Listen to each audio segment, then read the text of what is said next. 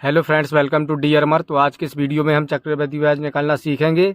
तो चक्रवृद्धि ब्याज से जितने भी क्वेश्चन होंगे इसको हम बिना फार्मूला के सॉल्व करेंगे और बहुत ही सिंपल वे से आप लोग बना सकते हो बिना फार्मूला के। तो चक्रवृद्धि ब्याज में होता क्या है दोस्तों कि चक्रवृद्धि ब्याज जो होता है वो 1 साल का सेम होता है, यानी कि चक्रवृद्धि ब्याज 1 साल का और साधारण ब्याज 1 साल का सेम होता है। तो चक्रवृद्धि ब्याज दूसरे साल से लगना स्टार्ट होता है, दूसरे साल, तीसरे साल या चौथे साल से, इस प्रकार से। तो सबसे पहले हम क्या करेंगे, जैसा कि ये क्वेश्चन दिया गया है 12,500 रुपये का 8% वार्षिक दर से 2 वर्ष का चक्रवृद्धि ब्याज निकालें। तो सिंपली हम सबसे पहले क्या करेंगे, इस 12,500 का 8% निकाल लेंगे। तो चलिए सबसे पहले हम 12,500 का 8% निकालते हैं। तो सिंपली यहाँ पर हम लिख लेंगे 12,500 मल्टीप्लाई 8%। 8 जब हम परसेंट हटाएंगे तो डिवाइड में हम क्या करेंगे, 100 करेंगे, इस प्रकार से।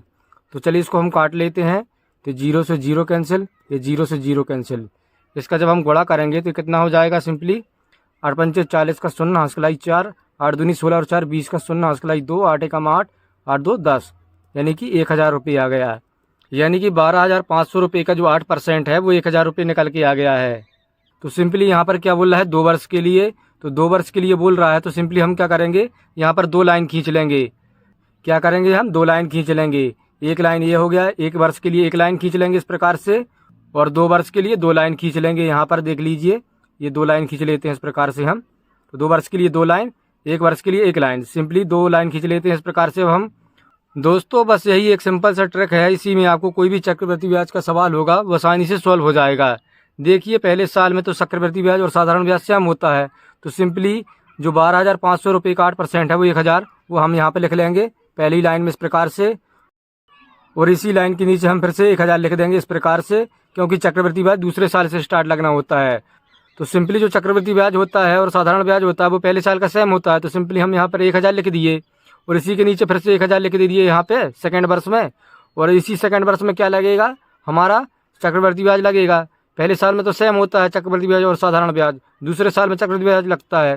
तो सिंपली इसमें हम लगा देंगे, कितना लगेगा, सिंपली ये 8% दिया गया है, तो सिंपली यहाँ पर इस 1,000 पर लगेगा। तो सिंपली इस 1,000 पर क्या लगेगा, 8% लगेगा। तो सिंपली हम क्या करेंगे, इस 1,000 का क्या निकाल लेंगे, 8% निकाल लेंगे। तो 8 लिख देंगे यहाँ पे इस प्रकार से, परसेंट हटाएंगे तो 00 नीचे आ जाएगा, 100 से डिवाइड कर देंगे इस प्रकार से। इसको काटेंगे तो कितना आ जाएगा, ये 10 से 80, 10 का गुणा 8 में करेंगे तो 80 आ जाएगा। तो सिंपली यहाँ पर 80 लिख दे देंगे इस प्रकार से। अब हम क्या करेंगे दोस्तों, ये जो हमारी वैल्यू आ गई है, ये बॉक्स हमारा पूरा कंप्लीट हो गया है, यानी कि 2 वर्ष का हमारा ये चक्रवृद्धि ब्याज पूरा निकल आया है। तो सिंपली इसको हम ऐड कर लेंगे। तो इसको जोड़ेंगे 1,000 और 1,000 कितना हो जाएगा, ये 2,000 हो जाएगा। सिंपली 2,000 लिख लेंगे यहाँ पे, और ये प्लस कितना कर देंगे, 80 कर देंगे। तो ये हमारा टोटल आंसर कितना आ जाएगा, 2,080 आ जाएगा। तो इस प्रकार से चक्रवृद्धि ब्याज को बनाया जाता है दोस्तों। तो हमारा जो फाइनल आंसर आ गया 2,080 आ गया। तो आई होप ये आपको अच्छे से समझ में आ गया होगा। इसी प्रकार से हम अभी तो हमने 2 वर्ष का निकाला है, तो चलिए अब हम 3 वर्ष का, 4 वर्ष का, 5 वर्ष का देख लेते हैं। तो अगला क्वेश्चन वही है 3 वर्ष वाला। तो चलिए इसको भी हम समझ लेते हैं कि इसको कैसे सॉल्व किया जाता है। तो जैसा कि ये सेकंड क्वेश्चन दिया गया है, 4,000 रुपये का 10% वार्षिक दर से 3 वर्ष का चक्रवृद्धि ब्याज निकालें। तो सिंपली इसमें 3 वर्ष का दिया गया है। तो सबसे पहले हम क्या करेंगे दोस्तों, इस 4,000 का 10% निकाल लेंगे। तो सिंपली यहाँ पर हम लिख लेते हैं 4,000 रुपये लिख लेते हैं इस प्रकार से, इसका 10% निकालेंगे।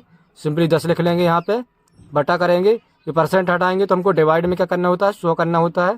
तो सिंपली 100 लिख लेंगे इस प्रकार से। तो चलिए इसको काट लेते हैं हम, 0 से 0 कैंसिल, ये 0 से 0 कैंसिल, ये कितना आ जाएगा, 400 रुपये आ जाएगा। यानी कि जो 4,000 रुपये का 10% कितना आ गया, 400 रुपये आ गया। तो इसमें क्या बोला गया है, 3 वर्ष के लिए, 3 वर्ष का हमको चक्रवृद्धि ब्याज निकालना है। तो सिंपली 3 वर्ष दिया गया है तो हम 3 लाइन खींच लेंगे।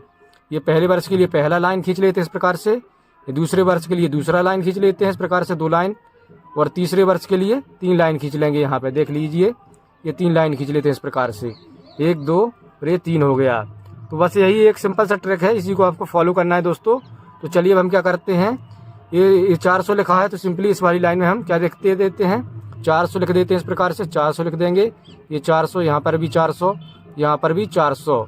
तो जो चक्रवृद्धि ब्याज होता है दोस्तों वो क्या होता है, वो सेकंड वर्ष से लगना स्टार्ट हो जाता है। तो सिंपली यहाँ पर लगना स्टार्ट हो जाएगा। तो सिंपली कितना लगेगा, ये 10% दिया गया है, तो सिंपली इस 400 पे लगेगा 10%। तो सिंपली हम 400 पे लगाएंगे, यहाँ पे 10% लगाएंगे, ये कितना आ जाएगा। सिंपली यहाँ सॉल्व कर लेते हैं, 400 गुणित 10, वही परसेंट आ जाएंगे तो डिवाइड में क्या आ जाएगा, 100 आ जाएगा। ये कट जाएगा, 0 से 0 कैंसिल, तो इसका गुणा करेंगे तो कितना आ जाएगा, 40 आ जाएगा, 4 धाम 40। तो सिंपली 40 यहाँ पे लिख लेंगे इस प्रकार से। तो चलिए अब हम इस वाले बॉक्स को भी कंप्लीट करते हैं। तो दोस्तों इस वाली लाइन के नीचे जो होगा उसको हम पहाड़ा पढ़ते जाएंगे। तो ये 40 लिखा है तो 40 का पहाड़ा, 40 से कम 40, 40 दूना 80 हो जाएगा। तो सिंपली यहाँ पर हम क्या लिख लेंगे, 80 लिख लेंगे इस प्रकार से। अगर ये 4 वर्ष के लिए होता तो हम इसका 40 का पहाड़ा 3 बार पढ़ते, तो 4 3 12 हो जाता, मतलब 120 हो जाता। तो इसी प्रकार से हमको सॉल्व करना होता है दोस्तों। तो चलिए ये हमारा कंप्लीट हो जाता है। अब ये हम तीसरे वर्ष का निकाल लेते हैं सिंपली। तो हम क्या करेंगे, ये 40 दिया गया है, वो 40 पे हम क्या करेंगे, ये 10% लग रहा है हमारा चक्रवृद्धि ब्याज, तो सिंपली इस 40 पे लगेगा 10%।